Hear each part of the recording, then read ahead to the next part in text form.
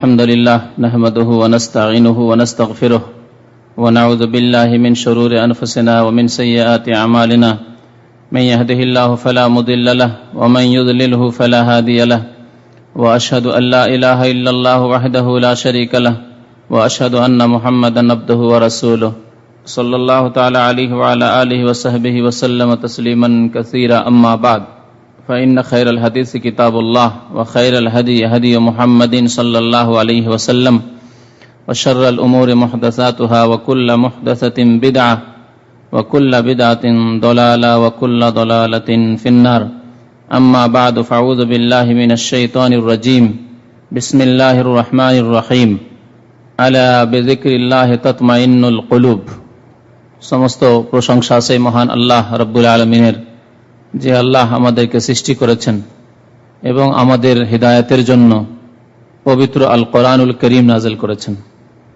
এই কোরআনে করিম নাযিল করেছেন আমাদের প্রিয় নবী মুহাম্মদুর রাসূলুল্লাহ সাল্লাল্লাহু আলাইহি ওয়াসাল্লামের উপর।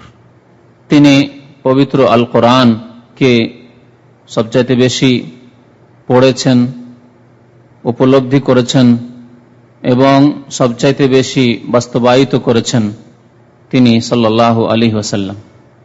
কোরআনে করিম মানুষের হিদায়াতের সঠিক পথ নির্দেশনার জন্য একটি আলো। এই জন্য কোরআনে করিমকে আল্লাহ রাব্বুল আলামিন নূর বলে আখ্যায়িত করেছেন। বা আনজালনা ইলাইকুম নূরাম মুবিনা, আমি সুস্পষ্ট নূর নাজিল করেছি। নূর মানে আলো। এই আলো আল কোরআনুল করিম, যে আলোর দ্বারা অসংখ্য মানুষ সঠিক পথ পেয়েছে, পাচ্ছে এবং কিয়ামত পর্যন্ত অসংখ্য মানুষ সঠিক পথ পেয়ে তারা মহান আল্লাহ রাব্বুল আলামিন তাদের জন্য যে তাদের গন্তব্যস্থান জান্নাতুল ফিরদৌস তৈরি করে রেখেছেন, সে গন্তব্যস্থানে পৌঁছবে। যেখানে পৌঁছা হচ্ছে মানুষের লক্ষ্য উদ্দেশ্য। যে জান্নাত থেকে বিতাড়িত হতে হয়েছিল আমাদের পিতা আদম আলাইহিস সালামকে, কারণ কি ছিল? কারণ ছিল যে শয়তানের চক্রান্ত। শয়তান পদস্খলন ঘটিয়েছিল। শয়তানের বিভ্রান্তি বেড়া জালে ফেসে যাওয়ার কারণে জান্নাত থেকে বহিষ্কৃত হতে হয়েছিল। মানুষের আসল স্থান হচ্ছে জান্নাত। যদি সেখান থেকে সে শয়তানের চক্রান্তে পড়ে অন্য কোনো ভ্রান্ত পথ অবলম্বন না করে। এই জন্য আল্লাহ প্রথম আদম আলাইহিস সালামকে সৃষ্টি করার পরে জান্নাতেই স্থান দান করেছিলেন, এ কথা জানিয়ে দেওয়ার জন্য যে তোমাদের আসল স্থান হচ্ছে জান্নাত। তারপরে তার ভুলের কারণে আল্লাহ জান্নাত থেকে বেরো করে দিলেন, এ কথা জানিয়ে দেওয়ার জন্য যে তোমরা যদি ভুল করো, শুধু আদম আলাইহিস সালাম নন, বরং তার সন্তানদের, ছেলে মেয়েদের মধ্যেকার কিয়ামত পর্যন্ত যে কোনো মানুষ যদি ভুল করে, তাহলে জান্নাত থেকে বিতাড়িত হইতে হবে, জান্নাত হাসিল করতে পারবে না। এ কথা আমাদের জানিয়ে দেওয়া হয়েছে আদম আলাইহিস সালামের এই জীবনী, এই ঘটনার মাধ্যমে। এই কোরআনে কারীমের মাধ্যমে আল্লাহ রাব্বুল আলামিন আমাদেরকে এই আসল গন্তব্য স্থান, যেখানে আবার আমরা ফিরে যেতে পারবো, যেখান থেকে গুনহার কারণে বিতাড়িত হতে হয়েছে আমাদের পিতা আদম আলাইহিস সালামকে, পৌঁছিতে পারবো যদি কোরআনে কারীমকে আমরা আমাদের হিদায়াত এবং সঠিক পথ প্রদর্শনের জন্য আমরা গাইড বুক হিসাবে, আসমানি সিলেবাস হিসাবে গ্রহণ করতে পারি। এই কোরআনে কারীমের ফজিলত রয়েছে অপরিসীম, যা কোরআনে কারীমে এবং প্রিয় নবী মুহাম্মদুর রাসূলুল্লাহ সাল্লাল্লাহু আলাইহি ওয়াসাল্লামের হাদিসে বিস্তারিতভাবে বর্ণিত হয়েছে। আজকে তার কিছু অংশ আপনাদের সামনে পেশ করবে, যে কোরআনে কারীমের মর্যাদা, তার ফজিলত, এই কোরআন দিয়ে আল্লাহ রাব্বুল আলামিন কিভাবে মানুষকে সম্মানিত করেন বা করেছেন, তা আমরা বুঝার চেষ্টা করব। কোরআনে কারীম হচ্ছে শান্তির উৎস, মানুষের মনের শান্তি, মানুষের দৈহিক শান্তি, মানুষের দুনিয়া এবং আখিরাতের শান্তির উৎস হচ্ছে কোরআনে কারীম। আল্লাহ রাব্বুল আলামিন কোরআনে কারীমকে অনেকগুলি আয়াতে আল্লাহর জিকির বলে আখ্যায়িত করেছেন। আল্লাহর জিকির, যেহেতু কোরআনে কারীমের মাধ্যমে আল্লাহকে মানুষ স্মরণ করে। এই পথ, কোরআনে কারীম যেই পথ প্রদর্শন করেছে, সেই পথ অবলম্বন করার পরেই আল্লাহকে স্মরণ করতে পারে মানুষ। কোরআনে কারীমকে আল্লাহ উপদেশ জিকির বলে আখ্যায়িত করেছেন। এবং এই কোরআনে কারীমের হেফাজত সুরক্ষার জন্য আল্লাহ স্বয়ং দায়িত্ব নিয়েছেন। ইন্না নাহনু নাজ্জালনা যিকরা ওয়া ইন্না লাহু লাহাফিজুন, নিশ্চয় আমি জিকির নাযিল করেছি। আল্লাহ কোরআন নাযিল করেছে, এখানে জিকির বলা হয়েছে। ইন্না নাহনু নাজ্জালনা যিকরা, জিকির কোরআনে কারীম উপদেশ, আল্লাহ উপদেশ নাযিল করেছেন। ওয়া ইন্না লাহু লাহাফিজুন, এবং নিশ্চয়ই আমি তার হেফাজত করব, তার সুরক্ষা করব। কাকে দিয়ে করবেন, কিভাবে করবেন, কোন জামানে কাদের মাধ্যমে আল্লাহ কোরআনের হেফাজত করবেন, আল্লাহ রাব্বুল আলামিন ভালো জানেন। কোন জাতির মধ্য থেকে আল্লাহ রাব্বুল আলামিন কোরআনের খাদেম বেছে নেবেন, মনোনীত করবেন, সেটি আল্লাহর কাজ। আল্লাহ রাব্বুল আলামিনের পৃথিবীতে যেভাবে সমস্ত কাজ সম্পাদিত হচ্ছে, আল্লাহ রাব্বুল আলামিনের আদেশে শুধু কুন হও হয়ে যাচ্ছে, ফায়াকুন। তেমনি আল্লাহ রাব্বুল আলামিন কোরআনে কারীমের হেফাজত করবেন যেইভাবে হোক না কেন। এই জিকির অর্থাৎ আল্লাহ রাব্বুল আলামিনের কিতাব আল কোরআনুল কারীম, এ হচ্ছে মানুষের শান্তির উৎস। অনেকগুলি ফজিলতের দিক রয়েছে, এক একটি করে দিক সংক্ষেপে বয়ান করি, যেহেতু আমাদের কাছে আজকাল সময় কম, রাত হচ্ছে ছোট, আর আমরা এই দিনের কথা শুনবো, শোনার পরে যদি ফজরে না জাগতে পারি তো বড়ই ত্রুটি।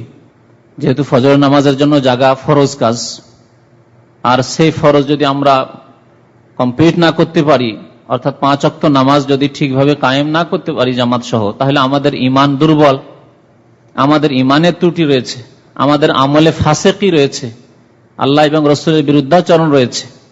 আর যেই জাতি 5 ওয়াক্ত নামাজই কায়েম না করতে পারবে, সেই জাতি কোনোদিনই শান্তি পেতে পারে না। যেহেতু নামাজ হচ্ছে মানুষের আমলের জগতে প্রথম পদক্ষেপ, কর্মজগতে ধর্মীয় কাজ, দিনের কাজের ক্ষেত্রে সর্বোত্তম কাজ এবং সবচাইতে গুরুত্বপূর্ণ কাজ হচ্ছে 5 ওয়াক্ত নামাজ পড়া। যে ব্যক্তি 5 ওয়াক্ত নামাজই না পড়তে পারলো, অন্যান্য কাজের ক্ষেত্রে কোনো মতেই সে কামিয়াব, সফল কাম হতে পারে না, এবং অন্যান্য ভালো কাজ করেও সে দুনিয়া এবং আখিরাতে আল্লাহ সন্তুষ্টি হাসিল করতে পারে না। তো আল্লাহ রাব্বুল আলামিন এই কোরআনে কারীমের ফজিলত সম্পর্কে ইরশাদ করছেন যে এতে রয়েছে মনের শান্তি, অন্তরের শান্তি। আলা বিযিকরিল্লাহি তাতমাইন্নুল কুলুব, জেনে রাখো মানুষ, আল্লাহর স্মরণে, এই আল্লাহর কিতাবে যাকে জিকির বলে আখ্যায়িত করেছেন আল্লাহ, কোরআনে কারীমের তিলাওয়াত, কোরআনে কারীমের অধ্যয়ন, কোরআনে কারীমকে উপলব্ধি করা, কোরআনে কারীম নিয়ে গবেষণা করা, রিসার্চ করা, কোরআনে কারীমের তাফসীর, ব্যাখ্যা, বিশ্লেষণ পড়া, এবং কোরআনে কারীমের বাস্তবায়ন, বিভিন্ন দিক রয়েছে যার মাধ্যমে কোরআনে কারীমের আমরা হক আদায় করতে পারবো, যে উদ্দেশ্যে আল্লাহ কোরআনে কারীম নাযিল করেছেন। এতে রয়েছে তাতমাইন্নুল কুলুব, মানুষের হৃদয়ের প্রশান্তি। আজকাল মানুষ যখন মানসিক দিক থেকে পেরেশান থাকে, অশান্তিতে থাকে, তখন বিভিন্ন রকম কাজকর্মের মাধ্যমে শান্তি নিয়ে আসার চেষ্টা করে। আর এই ক্ষেত্রে অনেকে নাজায়েজ, অবৈধ পথ অবলম্বন করে, মনে করছে যে এইভাবে হয়তো শান্তি হাসিল হতে পারে। কিন্তু শান্তি হাসিল হওয়ার একটি পথ, সেটি হচ্ছে কোরআনে কারীমের তিলাওয়াত, কোরআনে কারীমের অধ্যয়ন, কোরআনে কারীমকে তাফসীর সহ, তার ব্যাখ্যা বিশ্লেষণ সহ বোঝা এবং তার বাস্তবায়ন। এর মাধ্যমে আল্লাহকে স্মরণ করা। আল্লাহ রাব্বুল আলামিনের সবচাইতে উত্তম স্মরণ হচ্ছে যে আল্লাহর কালামকে চর্চা করা, আল্লাহর বাণী, আল্লাহ কি বলেছেন, কোথায় আমার চিকিৎসা রয়েছে। আর আজকালকার যারা চিকিৎসক এই মানসিক রোগের, তারাও বলেছেন যে কোরআনে কারীম হচ্ছে মানসিক রোগের চিকিৎসা, মানসিক রোগের চিকিৎসা। আল্লাহ রাব্বুল আলামিন কথা বলেছেন আলা বিযিকরিল্লাহি তাতমাইন্নুল কুলুব, সূরা রাদের আয়াত নম্বর 28। মানুষের অন্তরে শান্তি আসে কোরআনে কারীম চর্চা করলে। কোরআনে কারীমের চর্চা করতে হবে। এই কোরআনে কারীম যারা চর্চা করে, অর্থাৎ প্রাথমিক পদক্ষেপ কোরআনে কারীমের চর্চার হচ্ছে কোরআনে কারীম পড়তে শেখা। পড়তে শেখা প্রাথমিক পদক্ষেপ। এই জন্য বলো যে আমাদের ভাষাভাষীর মানুষেরা অধিকাংশই কোরআন পড়তে পারে না, কোরআন তিলাওয়াত করতে পারে না। বাকি পদক্ষেপগুলি তো বাদ দেন, কোরআন পড়তে পারে না। কোরআনের তেলাওয়াত শেখা শুদ্ধ উচ্চারণের সাথে, এবং তারপরে কোরআনে কারীম চর্চা করা, তার অর্থ বোঝা, তাফসীর বোঝা, আল্লাহ কি সম্বোধন করেছেন। আল্লাহর বাণী, এই বাণী মানুষকে সম্বোধন করার জন্য আল্লাহ নাযিল করেছেন। ইয়া আইয়ুহান নাস, ইয়া আইয়ুহাল্লাযীনা আমানু, হে ঈমানদার মানুষেরা, হে মানব জাতি, আল্লাহ সম্বোধন করেছেন। কি বলতে চেয়েছেন আল্লাহ জানার চেষ্টা করলাম না, তার তরজমা, তাফসীর, ব্যাখ্যা, বিশ্লেষণ জানা, এবং তারপরে তার প্রতি বিশ্বাস করে ঈমান নিয়ে এসে তার বাস্তবায়ন করা। ইমান আছে বলি তো কোরআনে কারীম আমরা তেলাওয়াত শিখবো, পড়তে শিখবো। ইমান আছে আমাদের, কিন্তু ইমান থেকে আমরা তেলাওয়াত জানি না, আমরা তার তরজমা তাফসীর পড়ি না, আল্লাহ কি বলেছেন কিছুই জানলাম না, এবং আমলের ক্ষেত্রেও আমরা দুর্বল। এই কোরআনে কারীম যারা চর্চা করে, যারা পড়ে, পড়ায়, অথবা তার সাথে সাথে যারা কোরআনে কারীমের তরজমা তাফসীর বোঝে এবং তা অধ্যয়ন করে, তাদের জন্য এই কোরআনে কারীম সুপারিশ করবে। প্রিয় নবী মুহাম্মদুর রাসূলুল্লাহ সাল্লাল্লাহু আলাইহি ওয়াসাল্লামের একটি হাদিস রয়েছে, সহিহ মুসলিমের হাদিস, ইকরাউল কোরআন, তোমরা কোরআন পাঠ করো, কোরআন পড়ো। ফাইন্নাহু ইয়াতি ইয়াউমাল কিয়ামাতি শাফিআন লিআসহাবিহি, কারণ এই কোরআনে কারীম কিয়ামতের দিনে আসবে তোমাদের সাথে, কোরআনে কারীম আসবে শাফিআন লিআসহাবিহি। কিভাবে আসবে? যে ব্যক্তি কোরআন পাঠ করে, কোরআন তেলাওয়াত করে, কোরআনের চর্চা করে, কোরআনের তরজমা তাফসীর পড়ে এবং আমল করে, তার জন্য সুপারিশকারী হিসাবে। শাফিআন লিআসহাবিহি, কোরআন তেলাওয়াতকারীর জন্য, কোরআন অধ্যয়নকারীর জন্য সুপারিশকারী হিসাবে আসবে। কোরআন আল্লাহর দরবারে সুপারিশ করবে যে, হে আল্লাহ, একে জাহান্নামে যেতে দেব না, আল্লাহ তোমার কাছে অনুমতি চাই, তোমার কাছে সুপারিশ করি, এই কোরআন চর্চা করেছে, কোরআন তেলাওয়াত করেছে, কোরআনের উপর আমল করেছে, একে আমি জান্নাতে নিয়ে যাব। কোরআনে কারীম সুপারিশ করবে। কোরআনে কারীম যারা পড়ে এবং যারা পড়ায়, সে তেলাওয়াত পড়াক, হেফজ করাক, মুখস্থ করুক, অথবা তার সাথে সাথে কোরআনে কারীমের তাফসীর পড়ুক অথবা পড়াক। এক কথায় কোরআনের সাথে যাদের সম্পর্ক, হেফজের দিক দিয়ে হোক, তেলাওয়াতের দিক দিয়ে হোক, তার তরজমা তাফসীর পড়ার দিক দিয়ে হোক, বা পড়ানোর দিক দিয়ে হোক, শিক্ষক হোক বা ছাত্র হোক, এই সব ক্ষেত্রে, এবং তার সাথে সাথে কোরআনের বাস্তবায়ন করে, আমল করে কোরআনের উপর। আল্লাহ যা কোরআনে বলেছেন মানুষকে সম্বোধন করে, মানুষের জন্য বিধিবিধান যে নাজেল করেছেন তার বাস্তবায়ন করে, তাদেরকে আল্লাহ রাব্বুল আলামিন সর্বোত্তম জাতি বলেছেন। সর্বোত্তম জাতি, বিশেষ করে কোরআন যাদের সবসময় চর্চা, কোরআন পড়ে অথবা পড়ায়, কোরআনে তাফসীর পড়ে অথবা পড়ায়। খায়রুকুম মান তাআল্লামাল কোরআন ওয়া আল্লামাহ, সর্বোত্তম খায়রুকুম, তোমাদের মাঝে ওই সব লোকেরা যারা মান তাআল্লামাল কোরআন, কোরআন শেখে অথবা শেখায়, কোরআন শিখে অথবা কোরআনের শিক্ষা দান করে। সহিহ বুখারীর হাদিস। এর চাইতে ভালো জাতি পৃথিবীতে নেই, যা কোরআন শিখে এবং শেখায়। এবং বারবার এক কথায় মানে রিপিট করছি না যে কোরআন শিখে এবং শেখার এর অর্থ কি, শুধু তেলাওয়াত না। যেমন এক শ্রেণীর মানুষের, এখানে আরো স্মরণ করিয়ে দেওয়ার প্রয়োজন যে আমার দেশে কোরআনে কারীমটাকে শুধু তেলাওয়াতের কিতাব হিসাবে এক শ্রেণীর লোকেরা ধরে নিয়েছে, যে কোরআনে বেশি বেশি তেলাওয়াত করতে পারলেই, বেশি বেশি খতম করলেই কোরআনের হক আদায় হয়ে গেল। না, একটি হক, এটি কোরআনে একটি হক আদায় হলো তেলাওয়াতের ক্ষেত্রে। বাকি কথাগুলি যে বারবার আমি বলেছি, একবারে বেশি বলা হয়েছে, সেগুলি খেয়াল রাখবেন, আর সেগুলিকে খেয়াল রেখে কোরআনের হক আদায় করতে হবে। তাহলে খায়রুকুম, তোমাদের মধ্যে উত্তম ব্যক্তি ওরা যারা কোরআন শেখে অথবা অন্যকে শিক্ষাদান করে।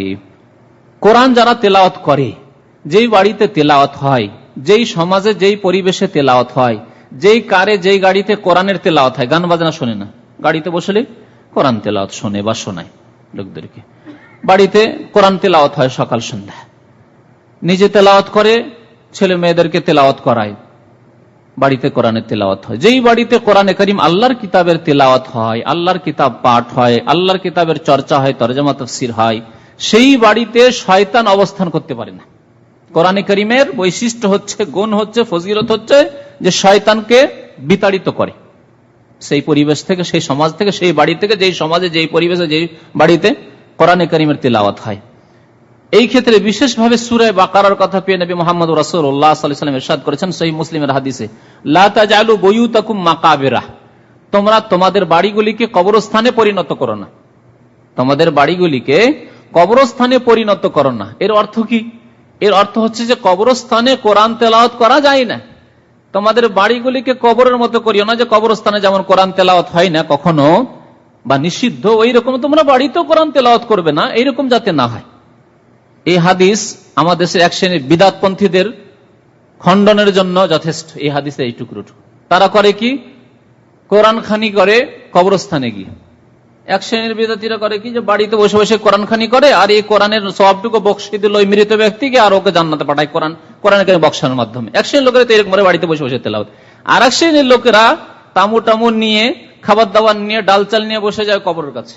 আছে এরকম একদল, 3 দিন 7 দিন কবরের কাছে বসে আছে তাদের হাফেজরা, মোল্লারা, আর কোরআন তেলাওয়াত করছে, আর কাছে থেকে বক্সাচ্ছে। বাড়ি থেকে কেন, দূর থেকে কেন বক্সাবে? কবরের কাছে বসে বসে কোরআন তেলাওয়াত করে বক্সাচ্ছে, মানে কোরআনের সওয়াব পৌঁছাচ্ছে ওখান থেকে সরাসরি, একবারে ডাইরেক্ট, কোন মাধ্যমের ভাইয়ার প্রয়োজন নেই। সব বিদআত। কবরস্থান কোরআন তেলাওয়াতের জায়গা নয়। লা তাজআলু বুয়ুতাকুম মাকাবিরা, তোমাদের ঘরগুলিকে কবরে পরিণত করবে না, অর্থাৎ কবরের মতো করবে না যে ঘরেও তেলাওয়াত হয় না, যেমন কবরস্থানে তেলাওয়াত হয় না। বরং তোমরা বেশি বেশি ঘরে তেলাওয়াত করবে, কোরআন পাঠ করবে, কোরআনের চর্চা করবে। ইন্নাশ শায়তানা ইয়ানফিরু মিনাল বাইতিল্লাযী তুকরাউ ফীহি সূরাতুল বাকারাহ, নিশ্চয় শয়তান সেই বাড়ি থেকে পলায়ন করে। ইয়ানফিরু, শয়তান পলায়ন করে, থাকতেই পারে না শয়তান সেই বাড়িতে যেই বাড়িতে সূরা বাকারা নিয়মিত পাঠ করা হয়।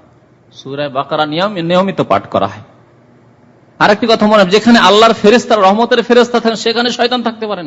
কোরআন তেলাওয়াত হলে আল্লাহর রহমতের অসংখ্য ফেরেশতা হাজির হন। শুধু সূরা বাকারা হোক, অন্য বিশেষ করে সূরা বাকারা ফজিলত রয়েছে, কিন্তু সূরা বাকারা ছাড়াও কোরআন তেলাওয়াত যেই বাড়িতে হয় সেই বাড়িতে শয়তান স্থান নিতে পারে না, যেহেতু আল্লাহর রহমতের ফেরেশতার স্থান সেখানে। আরো নবী করিম সাল্লাল্লাহু আলাইহি ওয়াসাল্লাম আয়াতুল কুরসি সম্পর্কে বলেছেন, ইযা আওয়াইতা ইলা ফিরাশিকা, যখন তুমি তোমার বিছানায় আসবে ঘুমাবার জন্য, ফাকরা আয়াতুল কুরসি, তখন আয়াতুল কুরসি পড়ে নেবে। আয়াতুল কুরসি আমাদের অধিকাংশ মানুষের মুখস্থ, কিন্তু অনেকে গাফেল, ঘুমাবার সময় দুনিয়া চিন্তা করতে করতে ঘুমিয়ে গেলাম। ইচ্ছা করে হয়তো ছেড়ে দিয়ে ঘুমান না, কিন্তু অনিচ্ছাকৃত খেয়ালই হলো না যে আয়াতুল কুরসি পড়ে ঘুমাই না। একটু খেয়াল রাখেন যে আমাকে ঘুমাবার পূর্বে আয়াতুল কুরসি পড়ে ঘুমাইতে হবে, সূরা ইখলাস, নাস, ফালাক পড়ে ঘুমাইতে হবে। কিছু নিজের ডিউটি, ওয়াজিফা বলা হয় এগুলোকে, ডিউটি। আর এগুলি হচ্ছে কোরআন সুন্নতের ওয়াজিফা, অর্থাৎ হাদিস সম্মত সুন্নত মোতাবেক এগুলি হচ্ছে দোয়া, বা এগুলি হচ্ছে আপনার হেফাজতের পদক্ষেপ, যেগুলি নবী করিম সাল্লাল্লাহু আলাইহি সাল্লাম আমাদেরকে দান করেছেন। ইযা আওয়াইতা ইলা ফিরাশিকা ফাকরা আয়াতুল কুরসি, তখন সূরা আয়াতুল কুরসি, সূরা বাকারার যে আয়াত রয়েছে, এই আয়াতুল কুরসি পড়ে ঘুমাবে। ফালান ইয়াজালা মাআকা মিনাল্লাহি হাফিজুন ওয়ালা ইয়াকরুবুকা শায়তানুন, এই সূরা বাকারার যে আয়াতুল কুরসি রয়েছে, আয়াতুল কুরসি পড়ে যদি তুমি বিছানায় আসো এবং ঘুমাও, তাহলে কি হবে?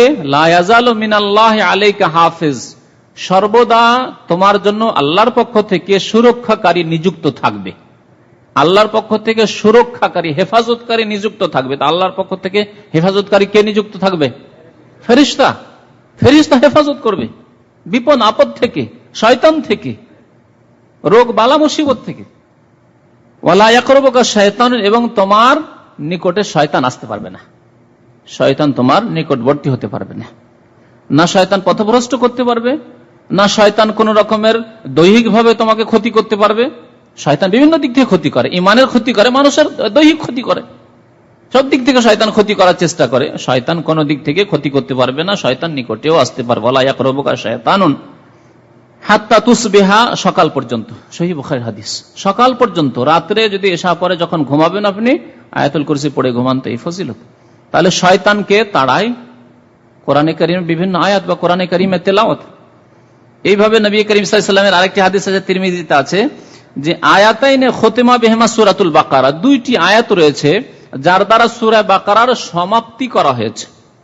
সূরা বাকারার শেষ 2টি আয়াত, কোনখান থেকে আরম্ভ হবে? আমানা রাসূল থেকে, আমানা রাসূল থেকে ফানসুরনা আলাল কওমিল কাফিরিন পর্যন্ত 2টি আয়াত। এই 2টি আয়াত যদি পাঠ করো, ওয়ালা তুকরানা ফি দারিন সালাসা লায়ালিন ফায়াকরুবুহা শায়তানুন, যদি কোনো বাড়িতে পর পর একটানা 3 দিন 3 রাত পাঠ করা হয়, 3 রাতে বা 3 দিন পাঠ করা হয়, তাহলে সেই বাড়িতে শয়তান আসতে পারবে না। 3 রাত যদি পাঠ করা হয় কোনো বাড়িতে, তাহলে শয়তান সে বাড়িতে আসতে পারবে না। কে চান না যে আমার বাড়ি, আমার স্ত্রী, আমার ছেলে মেয়ে শয়তান থেকে বিপদ মুক্ত থাক? শয়তান নানা রকম বিপদ নিয়ে আসে বাড়ির ওপর। এমনকি একটি হাদিস আছে নবী করিম সাল্লাল্লাহু আলাইহি ওয়াসাল্লাম, শয়তান করে কি, শয়তান বাড়িতে আগুন লাগায়। এই যে মাঝে মাঝে বাড়িতে আগুন লেগে যায়, কারণ বুঝতে পারছেন না, শয়তান আগুন লাগায় বাড়িতে। হাদিস রয়েছে, যেখান থেকে হোক না কেন, আপনার সে বিদ্যুৎ থেকে আগুন লাগুক বা চুলা থেকে আগুন লাগুক, গ্যাস অজান্তে খোলা থেকে গেল আর আগুন লেগে গেল, যে কোনো রকম হইতে পারে, বা আমাদের দেশে খড়ির বাড়ি আছে, আগুন লেগে গেল কোন রকম ভাবে, শয়তান। শয়তান মুমিনের ক্ষতি করার চেষ্টা করে সব দিক থেকে। শয়তান আসতে পারবে না ওই বাড়িতে যেই বাড়িতে এই আয়াতগুলি বিশেষভাবে বলা হয়েছে যদি পাঠ করা হয় তাহলে। কোরআন মানুষের জন্য প্রুফ, মানুষের পরিত্রাণের জন্য, মুক্তির জন্য, কাল কিয়ামতের প্রমাণ। মুমিনের জন্য কোরআন হচ্ছে তার প্রমাণ যে সে মুমিন, এবং তাকে জান্নাতে নিয়ে যাওয়ার জন্য কোরআন হচ্ছে তার প্রমাণ, এবং কাফেরের বিরুদ্ধে হচ্ছে এই কোরআন প্রমাণ। নবী করিম সাল্লাল্লাহু আলাইহি ওয়াসাল্লামের একটি হাদিস রয়েছে, লম্বা হাদিস, বিভিন্ন জিনিসের ফজিলত রয়েছে, তার মধ্যে একটি ফজিলত রয়েছে কোরআনে করিমের। নবী সাল্লাল্লাহু আলাইহি ওয়াসাল্লাম বলেছেন, আল কোরআন হুজ্জাতুন লাকা আও আলাইকা। কোরআনে করিম হয় তোমার সপক্ষে প্রমাণ হবে, আর না হলে তোমার বিরুদ্ধে প্রমাণ হবে। কোরআনের যদি বাস্তবায়ন করো তাহলে তোমার সপক্ষে সে প্রমাণ পেশ করবে, যেমন সুপারিশ করবে, এর আগে শুনলেন, তেমনি কোরআন প্রমাণ পেশ করবে যে হে আল্লাহ আমার প্রতি ঈমান নিয়ে এসেছে, আমার তেলাওয়াত করেছে, আমার তাফসীর পড়েছে, তোমার কালাম, তোমার বাণী সে অধ্যয়ন করেছে এবং আমল করেছে কোরআনের ওপর, কোরআনই জীবনযাপন করেছে, কোরআনের বিধান মোতাবেক সে জীবনযাপন করেছে।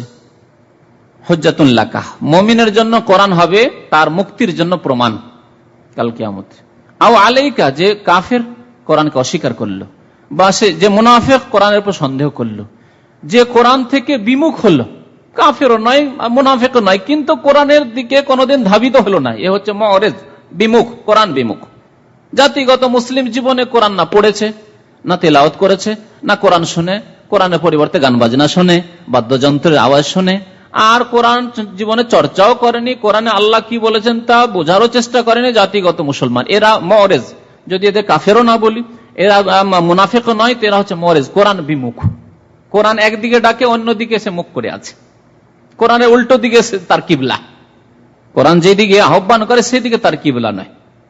তো এদের বিরুদ্ধে কোরআন কাল কিয়ামতে সাক্ষী দেবে এবং এদের বিরুদ্ধে প্রমাণ হবে কোরআন, আল্লাহ এই তোমার বাণী আল কোরআন, যে আমি এই কোরআনের উপর আমল করেনি, তারা কোরআনের বাস্তবায়ন করেনি। এই জন্য কোরআন মানুষকে সম্মান দান করে, কোরআনের মাধ্যমে আল্লাহ রাব্বুল আলামিন মানুষকে সম্মান দান করেছেন এক শ্রেণীর মানুষকে, আর এক শ্রেণীর মানুষকে লাঞ্ছিত করেছেন। একটি হাদিসে রয়েছে যে ইন্নাল্লাহা ইয়ারফাউ বিহাযাল কিতাবি আকওয়ামান ওয়া ইয়াদাউ বিহি আখারিন, নিশ্চয় আল্লাহ এই কোরআন দিয়ে এক শ্রেণীর মানুষকে সম্মানিত করেন, অনেকে সম্মানিত হয়েছে, হচ্ছে এবং হবে কিয়ামত পর্যন্ত, দুনিয়াতেও এবং পরকালে। দুনিয়া তো ক্ষণস্থায়ী জীবন, তারপরেও দুনিয়াতেও আল্লাহ রাব্বুল আলামিন সম্মানিত করেন এই কোরআন দিয়ে মানুষকে, পরকালে সম্মানিত করবেন এই কোরআনের মাধ্যমে এক শ্রেণীর মানুষকে। ওয়াদাউ বিহি আখারিন, এবং আরেক শ্রেণীর মানুষকে আল্লাহ লাঞ্ছিত করবেন এই কোরআন দিয়ে, লাঞ্ছিত করেছেন, লাঞ্ছিত করছেন এবং লাঞ্ছিত করবেন দুনিয়াতেও এবং পরকালেও।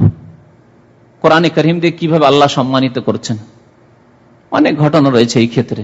একজন ডোমের ছেলে ছিল, একজন মেথরের ছেলে, একজন ধুবির ছেলে, কাফের ছিল, কোরআনের প্রতি ঈমান নিয়ে আসলো, কালেমা লা ইলাহা ইল্লাল্লাহ মুহাম্মাদুর রাসূলুল্লাহ শাহাদাত দান করলো, তারপরে কোথা থেকে কোথায় সে পৌঁছে গেল, যেখানে তার এই মানবাধিকার ছিল না যে সে গিয়েও তার মন্দিরে পূজা করবে। কোরআনে কারীম এমন সম্মানিত করলো যে সে একজন মুসলিম, মুসলিমদের যতই বড় আলেম হোক না কেন, কাবা শরীফের ইমাম, তার পাশে গিয়ে সে নামাজ পড়ছে।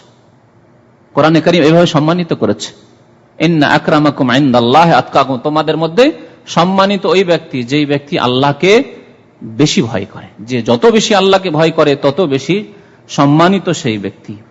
কোরআনে কারীম যারা চর্চা করে তাদেরকে আল্লাহ নিজের পরিবার বলে আখ্যায়িত করেছেন।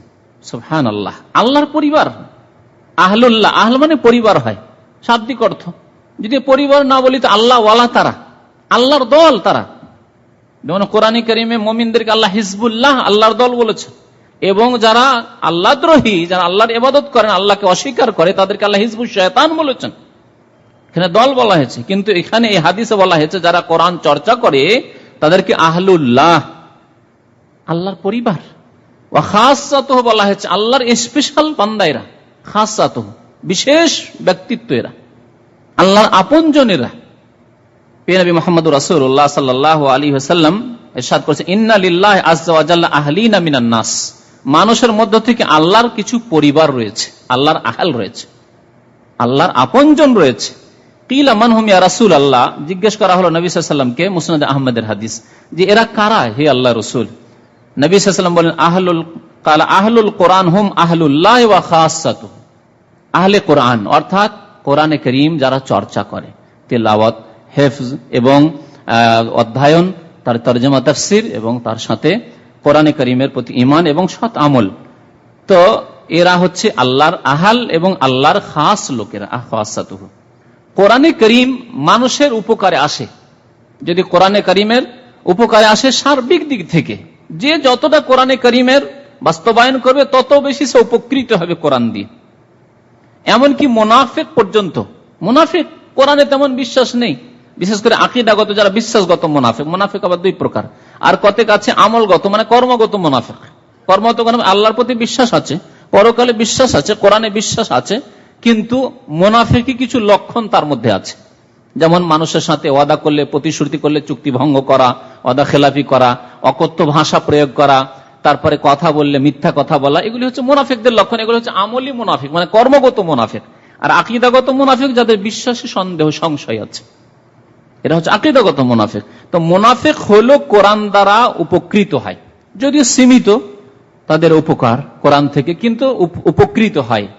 একটি হাদিস রয়েছে সহিহ বুখারীতে, যার দ্বারা বোঝা যায় যে কোরআন সার্বিক দিক থেকে মানুষের উপকার করে। নবী করিম সাল্লাল্লাহু আলাইহি ওয়াসাল্লাম একটি উদাহরণ দিয়ে বুঝিয়েছেন এই কথাটিকে।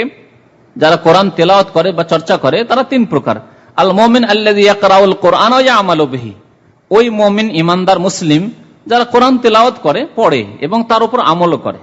কোরআন পাঠ করে, তেলাওয়াত হেফজ করে এবং কোরআনের বাস্তবায়ন করে, কোরআনের চর্চাও করে, বাস্তবায়ন করে। দুটি জিনিস, এক হচ্ছে কোরআন পড়লো আর কোরআনের উপর আমল করলো। আমলও ঠিক আছে, যা পড়ছে কোরআনে তার মোতাবেক আমল করছে।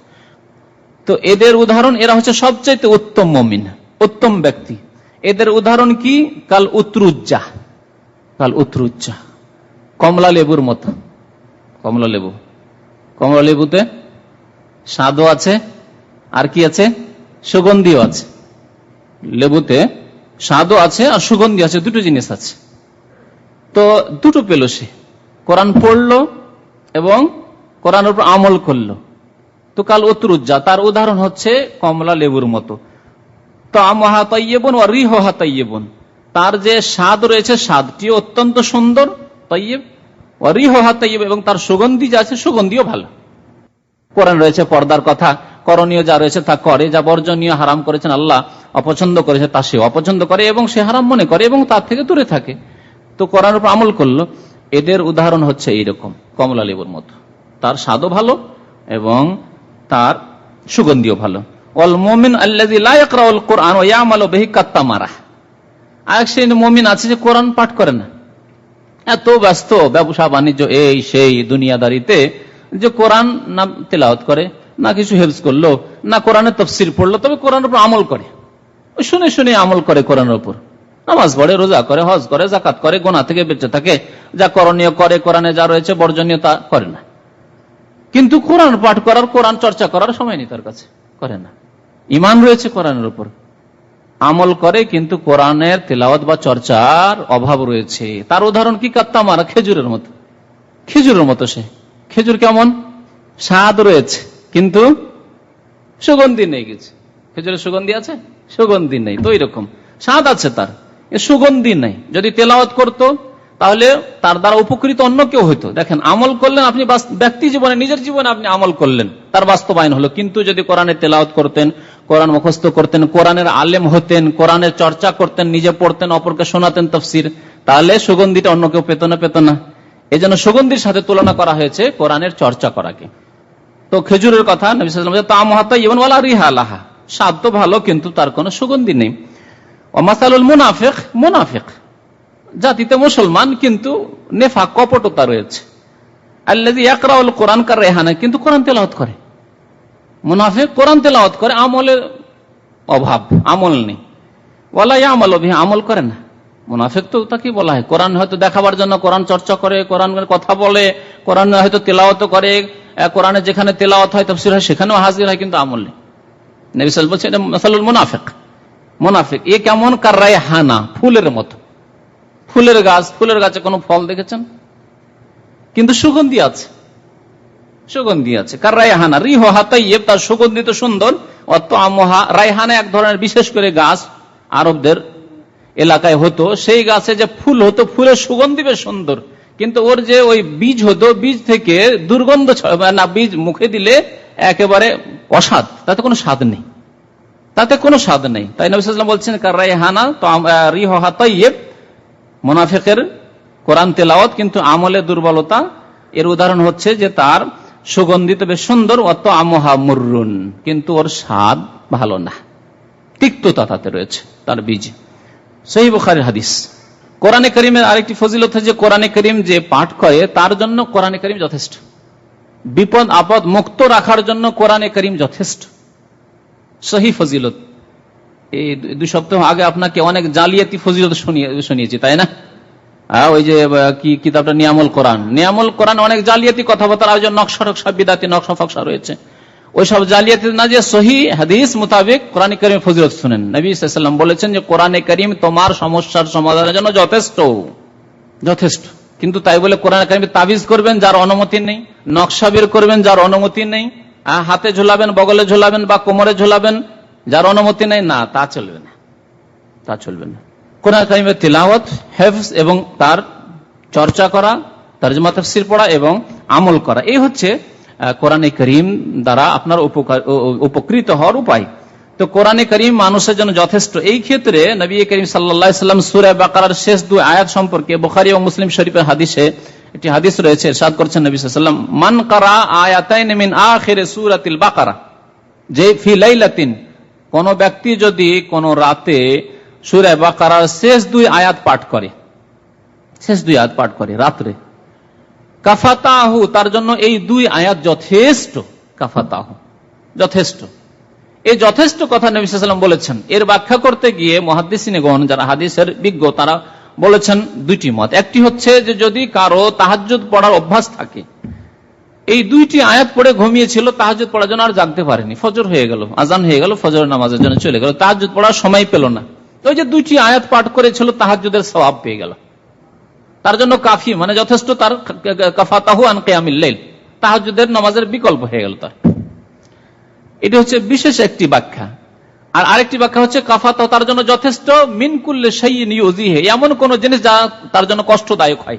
রাতে কোন জিনিস যদি সাপ কষ্ট দিতে আসে, বিচ্ছু তাকে কষ্ট দিতে পারে, কোন শত্রু চোর ডাকাত তাকে কষ্ট দিতে পারে, তার কোন শত্রু কষ্ট দিতে পারে, শয়তান কষ্ট দিতে পারে, মানুষ শয়তান, জিন শয়তান কষ্ট দিতে পারে, এসব জিনিস থেকে হেফাজতের জন্য যথেষ্ট কাফাতাহু। তাহলে কোরআনে কারীম যারা পাঠ করে তাদের হেফাজতের জন্য এই কোরআনে কারীম যথেষ্ট।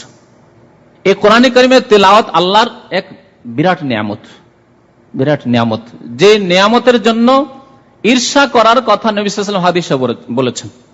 এক হচ্ছে হিংসা, হিংসা করা হারাম। হিংসা কাকে বলা হয়? হিংসা বলা হয় যে কোন কাউকে আল্লাহ কোন নিয়ামত দান করেছেন, আরে আল্লাহ ওকে কেন দিয়েছে, ওর ধ্বংস হয়ে যেত আমি পেতাম যদি, এটি হচ্ছে হিংসা, হাসাদ, এটি হারাম। নবী সাল্লাল্লাহু আলাইহি ওয়াসাল্লাম কঠোর শাস্তির কথা বলেছেন হাসাদ, হিংসার ক্ষেত্রে। হিংসা হারাম। একজন ভালো চাকরি বাকরি করছে, যথেষ্ট সুখে রয়েছে, পাকা বাড়ি দিয়ে নিচ্ছে, আর আপনি পাকা বাড়ি করতে পারছেন না, আর রাস্তা রাস্তায় ফিরে বেড়াচ্ছেন, ভালো, হিংসা একেবারে ভর্তি। আমি একই গ্রামের মানুষ, একই সাথে লেখাপড়া করলাম, ও এত উন্নতি করলো আর আমি কিছুই করতে পারলাম না, দিল কেন আল্লাহকে? যেন আল্লাহর এই দানের উপর আপনার অভিযোগ রয়েছে, কেন আল্লাহ দিলে? এই জন্য চরম অপরাধ হিংসা করা, কাবিরা গুনাহ, হিংসা করা হারাম। তবে জায়েজ কোনটি? জায়েজ হচ্ছে যদি আপনি আল্লাহর কাছে আকাঙ্ক্ষা করেন, আল্লাহ তাকে ধন দিয়েছো, তাকে জ্ঞান দিয়েছো, তাকে আল্লাহ অনেক কিছুই দিয়েছো, সে অনেক কাজ করছে, যদি আল্লাহ আমাকেও দিতে তাহলে আমি তার দ্বারা তোমার সন্তুষ্টির কাজ করতাম, কিন্তু তার কাছ থেকে কেড়ে নিয়ে নাই, আল্লাহ তাকে কেন দিলে, আমাকে দিতে ওকে কেন দিলে, এটা হচ্ছে হিংসা, হারাম। কিন্তু তার কাছেও থাক, আল্লাহ তাকে দিয়েছে, ভালো কথা, আল্লাহ আমাকেও যদি সেই রকম দিত তাহলে আমিও এই কাজগুলি, ভালো কাজগুলি করতাম। গিবতা হাদিসে বলা হয়েছে, একে আরবি ভাষা গিবতা মানে ওই রকম আকাঙ্ক্ষা করা, একজন নিয়ামত প্রাপ্ত হয়েছে, তার মতো নিয়ামত পেলে আমিও ভালো কাজ করতাম। তো একে নবী করিম সাল্লাল্লাহু আলাইহি ওয়াসাল্লাম কোরআনের শিক্ষার ক্ষেত্রে এই ঈর্ষা করতে, অন্যের মতো আশা করতে আল্লাহর কাছে, এটিকে ভালো মনে করেছেন এবং জায়েজ বলে আখ্যায়িত করেছেন।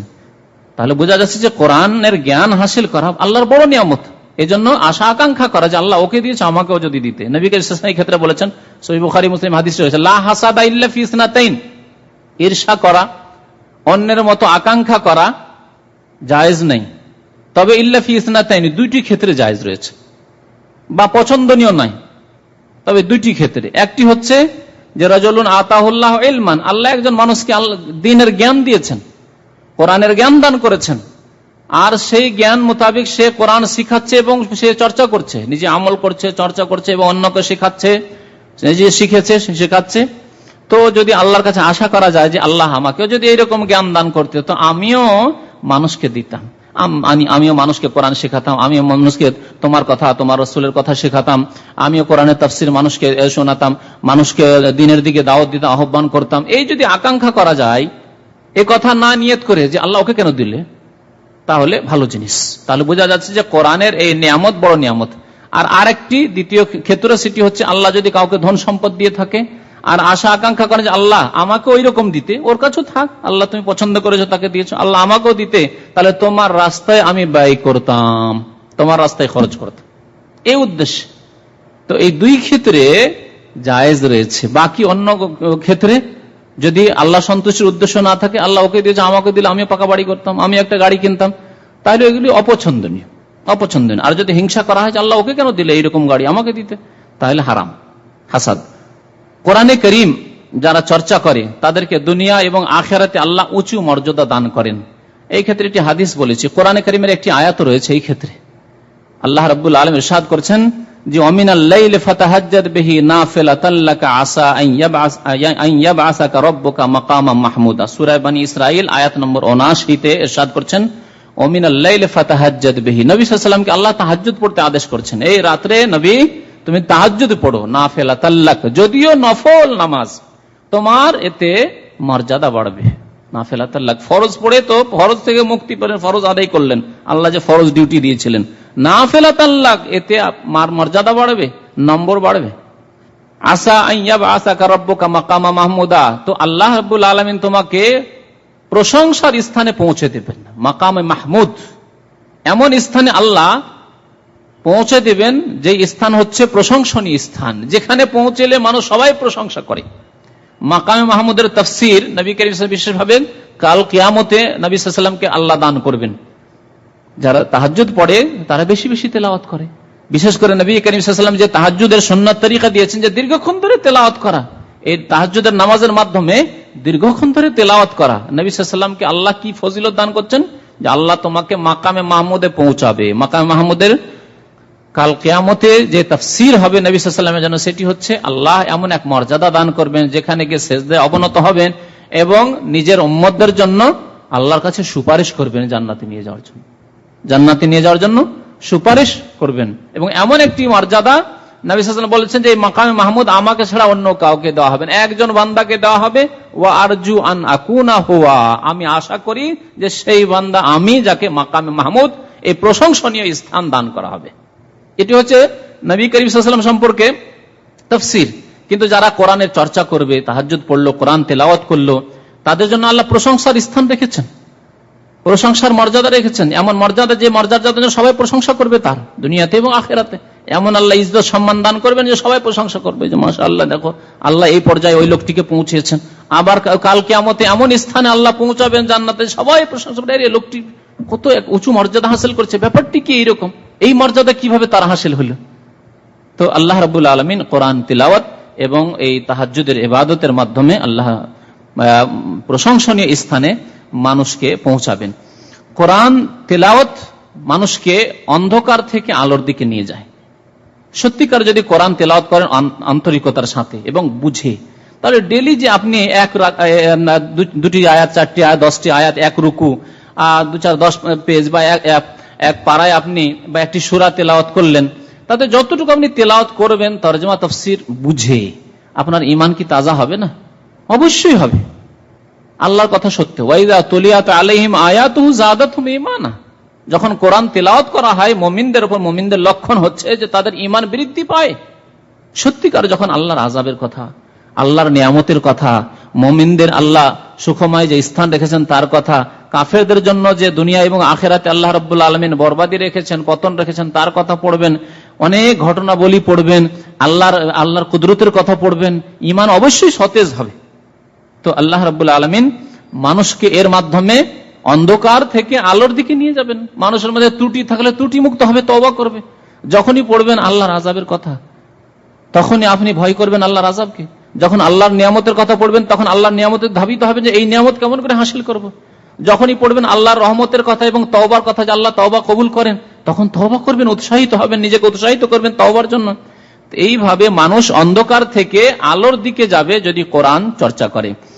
এই ক্ষেত্রে কোরআনে কারীমে আল্লাহ রাব্বুল আলামিন সূরা ইব্রাহিমের প্রথম আয়াতে ইরশাদ করেছেন যে কোরআনে কারীম আল্লাহ নাযিল করেছেন লিইখরিজান নাস মিনাজ যুলুমাতি ইলান নূর, মানুষকে অন্ধকার থেকে আলোর দিকে নিয়ে যাওয়ার জন্য, অন্ধকার থেকে আলোর দিকে নিয়ে যাওয়ার জন্য আল্লাহ কোরআন নাযিল করেছেন।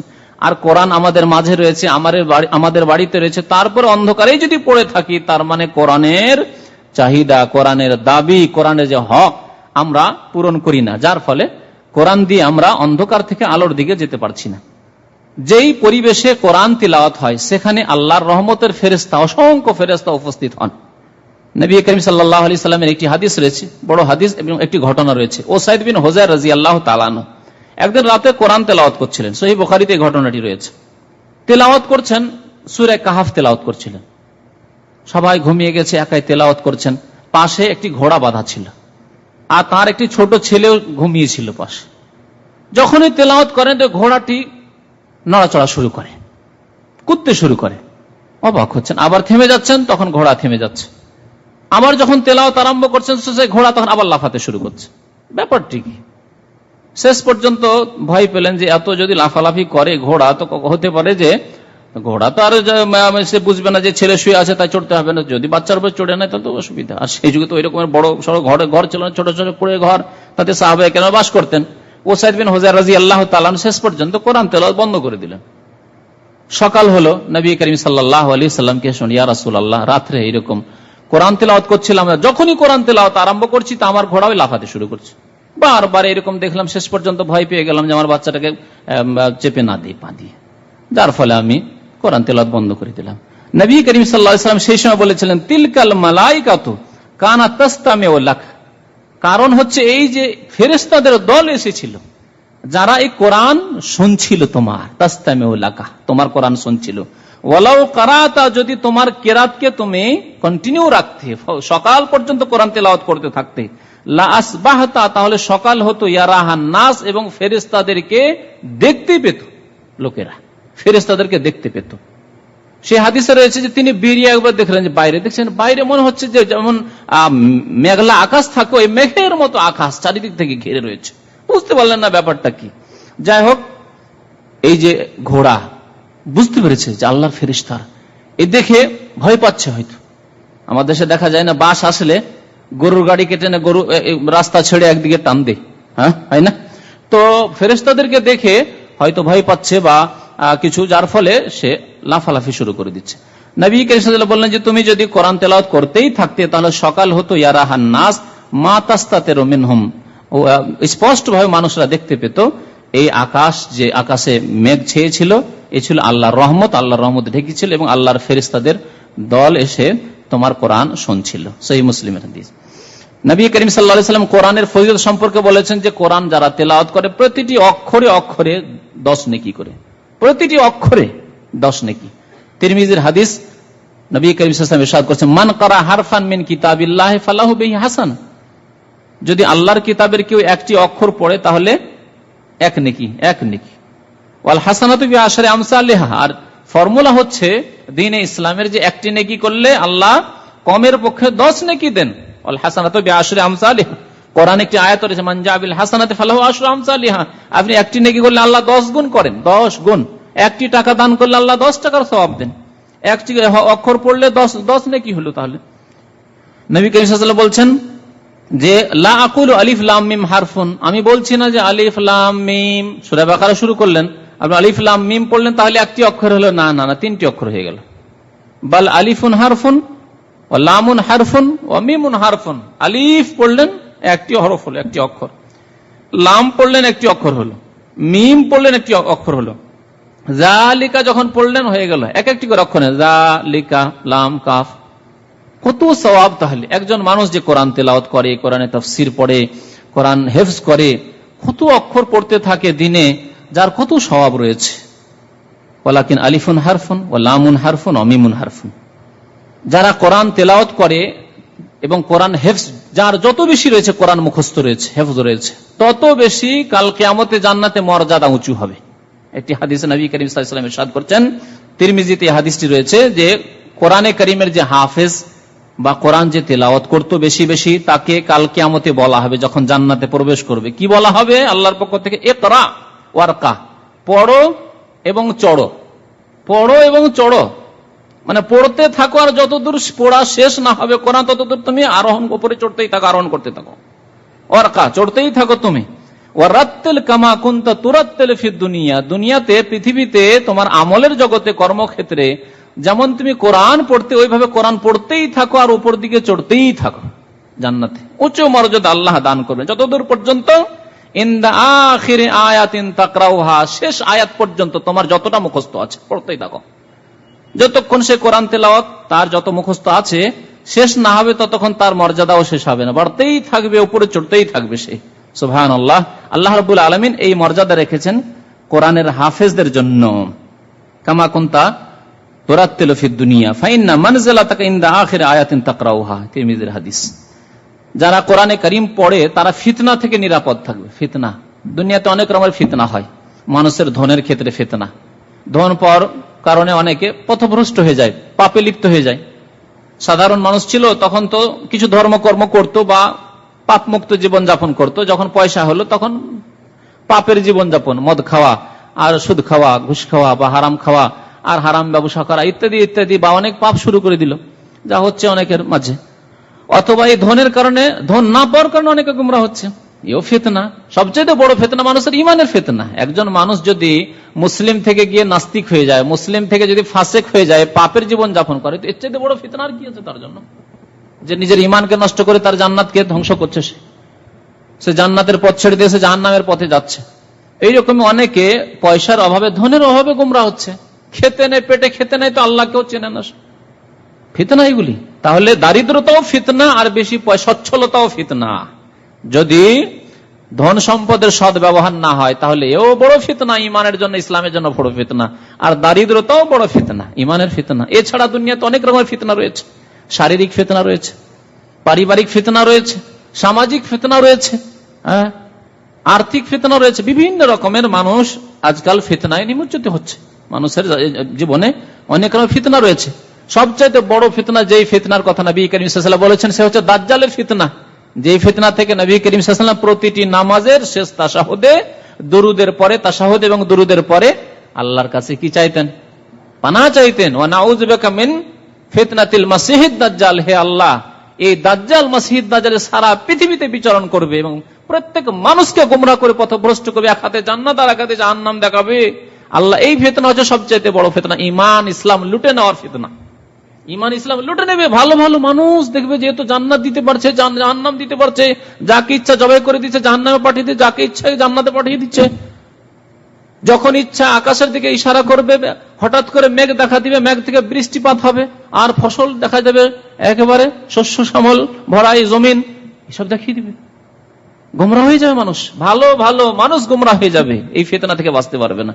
এই জন্য নবী করিম সাল্লাল্লাহু আলাইহি ওয়াসাল্লাম 1400 বছর আগে তারপরে তিনি পানাহ চেয়েছেন মাসিহিদ দাজ্জাল থেকে, এবং এই কানা দাজ্জাল থেকে পানাহ চাইতে নবী করিম সাল্লাল্লাহু আলাইহি ওয়াসাল্লাম আদেশ করেছেন, তোমরা 4টি জিনিস থেকে নামাজে পানাহ চাও, আল্লাহর আশ্রয় কামনা করো।